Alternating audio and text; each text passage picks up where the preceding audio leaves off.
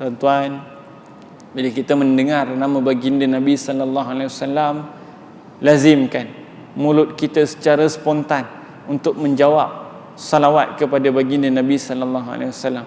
Kerana satu ketika Rasulullah sallallahu alaihi wasallam bersabda kepada Sayyidatina Aisyah radhiyallahu anha. Rasulullah bersabda yang berbunyi, wailul liman lam yarani yaumal qiyamah. Allahumma salli. Wailul liman lam yarani yaumal qiyamah. Wailul liman lam yarani yaumal qiyamah.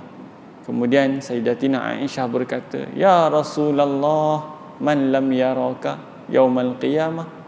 Kemudian baginda Nabi menjawab, man zukirtu indahu fala sallu alayya.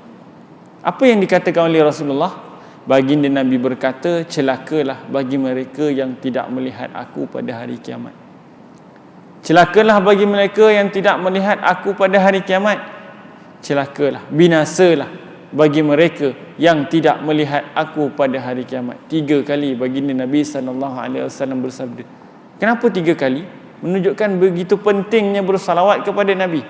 Kemudian Sayyidatina Aisyah bertanya, ya Rasulullah, wahai Rasulullah, siapakah yang tidak melihat engkau pada hari kiamat nanti? Kemudian baginda Nabi menjawab, man zukirtu indahu fala sallu alaihi.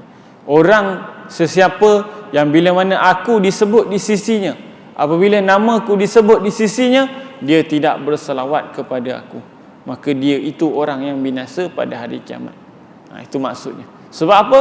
Sebab baginda Nabi sallallahu alaihi wasallam akan memberi syafaat kepada mereka yang selalu kerap rajin bersalawat kepada Nabi.